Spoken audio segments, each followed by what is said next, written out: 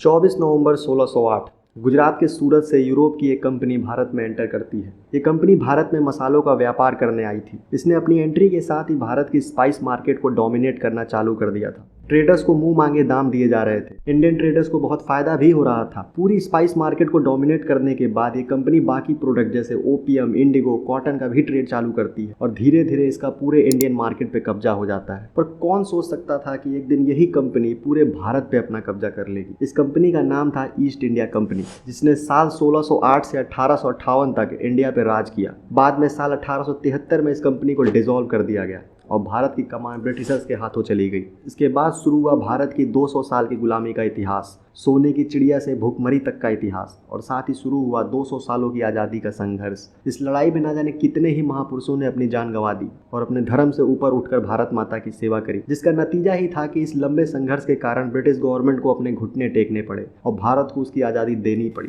पर जाते जाते भी ब्रिटिशर्स भारत को एक गहरा जख्म दे गए, द ग्रेट पार्टीशन, जिसके कारण साल 1947 में दो देशों का जन्म हुआ। एक बना पाकिस्तान तो दूसरा हिंदुस्तान। दोनों की हालत एक जैसी, गरीबी, भूखमरी, एजुकेशन सब बर्बाद। पर बावजूद इसके आज 75 सालों बाद दोनों की हालत में जमीन आसमान का फर्क है। जहां एक तरफ हिंदुस्तान चांद पे जाने के सपने देख रहा है तो वहीं पाकिस्तान अपने फ्लैग में चांद लगाकर खुश है। जहां एक तरफ इंडिया में आईटी इंडस्ट्री बूम कर रही है तो वहीं पाकिस्तान में टेररिज्म चरम पे है। जहां एक तरफ हिंदुस्तान ने अपने 75 साल के इतिहास में अपनी गलतियों से सीख कर तरक्की की राह पकड़ी है तो वहीं पाकिस्तान उन्हीं गलतियों को लगातार दोहराकर बर्बादी के कगार पे खड़ा है। पर सवाल ये उठता है, आखिर क्यों पाकिस्तान की ये हालत है? आखिर पाकिस्तान अपने यहाँ फैली इस गंदगी को दूर क्यों नहीं कर पा रहा है? वो क्यों अपने लोगों को एक बेहतर भविष्य की तरफ नहीं ले जा पा रहा है? और क्या पाकिस्तान कभी इस क्राइसिस से निकल भी पाएगा? इन सब सवालों के जवाब पता करने की कोशिश करते हैं आज इस वीडियो में। नमस्कार, मेरा नाम है रोहित और आप देख रहे हैं ज्ञान से भरा आपका channel letter box. At the stroke of the midnight hour, when the world sleeps, India will awake to life and freedom. ये कहानी है भारत और पाकिस्तान की।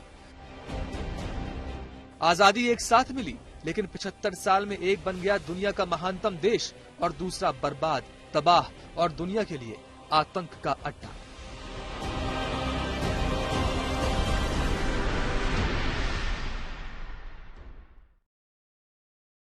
किसी ने सच ही कहा है कि अगर आप अपनी कमियों को ना देखकर सिर्फ दूसरों की कमियों पर ध्यान देंगे तो आप और भी ज़्यादा बर्बाद होते चले जाएंगे। ये बात इंडिया और पाकिस्तान के केस में काफ़ी सही साबित होती है। जहां एक तरफ आज़ादी के बाद से हिंदुस्तान ने अपनी तरक्की पे फोकस किया, एजुकेशन को बूस्ट किया, अपने डेमोक्रेटिक सिस्टम को स्ट्रॉन्ग किया, तो वहीं पाकिस्तान ने सिर्फ हिंदुस्तान पर फोकस किया। इसका नतीजा है कि आज भारत दुनिया की 5वीं बड़ी अर्थव्यवस्था है तो वहीं पाकिस्तान की इकोनॉमी अपने इतिहास के सबसे बुरे वक्त से गुजर रही है। पर यह सब कोई 1 या 2 साल में नहीं हुआ। इसकी नींव पाकिस्तान के बनने के साथ ही पड़ गई थी। धर्म के आधार पर बने इस देश ने 75 सालों में सिर्फ अपने यहाँ कट्टरवाद को ही बढ़ावा दिया है, जबकि इंडिया आज़ादी के बाद से ही वसुधैव कुटुंबकम की भावना को लेकर आगे बढ़ा है। पार्टीशन के समय हुई घटनाओं ने दोनों ही देशों को भारी जख्म दिए। 20 लाख से ज़्यादा लोग इस पार्टीशन की आग में झुलस गए और पाकिस्तान ने इस पार्टीशन को एक टूल की तरह इस्तेमाल किया और अपने देश में माइनॉरिटीज़ के ऊपर खूब अत्याचार किया। तो वहीं इंडिया ने इस पार्टीशन से हुई बर्बादी से सीख कर खुद को सेक्युलर बनाने का फैसला किया। पाकिस्तान की विफलता का अंदाजा इस बात से भी लगाया जा सकता है कि जहां इंडिया ने आज़ादी के 3 साल बाद ही 1950 में अपने पहले कॉन्स्टिट्यूशन को लागू कर दिया था तो वहीं पाकिस्तान को अपना पहला कॉन्स्टिट्यूशन बनाने में 25 साल लग गए। इस बीच पाकिस्तान में 2 अनऑफिशियल कॉन्स्टिट्यूशन बनाए गए, पर साल 1973 में ही उनका पहला ऑफिशियल कॉन्स्टिट्यूशन बना, जिसके कारण पाकिस्तान का डेमोक्रेटिक स्ट्रक्चर बहुत कमज़ोर पड़ गया। आज़ादी के बाद से ही इंडिया ने अब तक कुल 14 प्राइम मिनिस्टर देखे हैं, लेकिन पाकिस्तान ने 22 प्राइम मिनिस्टर देखे हैं, पर उनमें से एक भी प्राइम मिनिस्टर अपने एक कार्यकाल को पूरा नहीं कर पाया है। पाकिस्तान की बर्बादी में उसकी मिलिट्री का भी बहुत बड़ा रोल है। पाकिस्तान के बनने से लेकर अब तक मिलिट्री का डायरेक्टली या इनडायरेक्टली पाकिस्तान पर कंट्रोल रहा है। दुनिया भर की मीडिया रिपोर्ट इस बात का दावा करती हैं कि पाकिस्तान की मिलिट्री इलेक्शंस को कंट्रोल करती है और जिसको मन करे उसको प्राइम मिनिस्टर की कुर्सी पर बैठा देती है। पाकिस्तान में तख्ता पलट और एसेसिनेशन की घटनाएं भी एक आम बात है। अब तक पाकिस्तान ने अपने इतिहास में 3 मिलिट्री गवर्नमेंट देखी हैं और 4 प्राइम मिनिस्टर्स की हत्या हो चुकी है। इस पॉलिटिकल इंस्टेबिलिटी के चलते ही पाकिस्तान अब तक 3 बार इंडिया से वॉर लड़ चुका है और तीनों में ही उसे भारी हार का सामना करना पड़ा है। इसके अलावा 1947 के बाद से ही पाकिस्तान में इंटरनल डिवीजन की भी कई घटनाएं सामने आई हैं, जिसका जीता जागता एग्जाम्पल था 1971 वॉर, जहां पाकिस्तान ने अपने ही एक बड़े हिस्से में बर्बरता की सारी हदें पार कर दी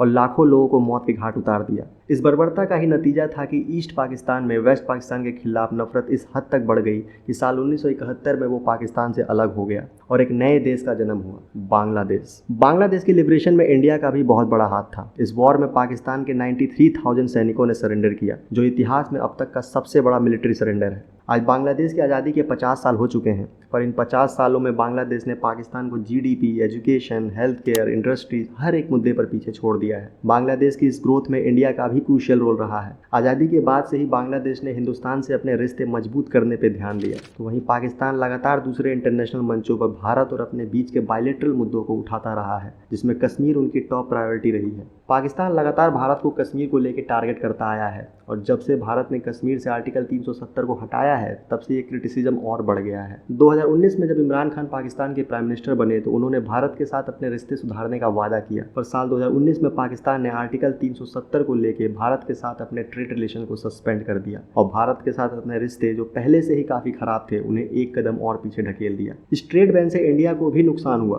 पर वो नुकसान पाकिस्तान के मुकाबले कुछ नहीं है। ट्रेड बैन के कारण पाकिस्तान में इन्फ्लेशन एक रिकॉर्ड स्तर पर पहुंच गई और रोजमर्रा की चीजें भी खरीदना मुश्किल हो गया है। भारत से खराब रिश्ते के अलावा इंटरनल करप्शन भी पाकिस्तान की बर्बादी के पीछे एक बड़ी वजह रहा है। पुलिस, ब्यूरोक्रेसी, आर्मी, हर डिपार्टमेंट में करप्शन है। वर्ल्ड करप्शन इंडेक्स में पाकिस्तान की रैंक 180 देशों में 140 है। इसके अलावा दुनिया भर के देशों में पाकिस्तान की पहचान एक टेरर स्पॉन्सर कंट्री की बनी हुई है, जिसने पाकिस्तान की इमेज को तो नुकसान पहुंचाया ही है, साथ ही पाकिस्तान में आने वाले फॉरेन इन्वेस्टमेंट को भी इम्पैक्ट किया है, जिसके कारण पाकिस्तान का विदेशी मुद्रा भंडार लगातार गिरता जा रहा है और ये देश डिफॉल्ट की तरफ बढ़ रहा है। हाल ही में इमरान खान की गवर्नमेंट को पावर से हटा दिया गया और इमरान खान अपने आउटस्टर के लिए यूएसए को रिस्पॉन्सिबल ठहराते आए हैं, पर अगर देखा जाए तो यूएसए से ज़्यादा पाकिस्तान का सिस्टम इस बात के लिए रिस्पॉन्सिबल है। पाकिस्तान में कोई भी सरकार मिलिट्री की मर्जी के बगैर कोई भी डिसीजन नहीं ले सकती और जब कोई भी पार्टी का लीडर पीएम बनता है तो वो मिलिट्री के साथ अपने रिलेशन बना के रखता है। ठीक यही काम इमरान खान ने भी किया, पर जब से वो पावर से हटे हैं तब से लगातार मिलिट्री को क्रिटिसाइज करते आए हैं। लेकिन इस वक्त इमरान खान जिस रास्ते पर पाकिस्तान को लेके जा रहे हैं वो धीरे धीरे पाकिस्तान को सिविल वॉर की तरफ ढकेल रहा है। हम किन्हीं चोरों के नीचे गुलामी नहीं करेंगे। जिस वक्त अवाम ने फैसला कर लिया हम आज़ाद हो जाएंगे। आपने ये खौफ के बुत को तोड़ना है और जब भी अगली कॉल आए आपने पुरअमन तरीके से, कोई तोड़फोड़ नहीं, पुरअमन तरीके से अपने हकूक, अपनी आज़ादी के लिए सड़कों पर निकला है।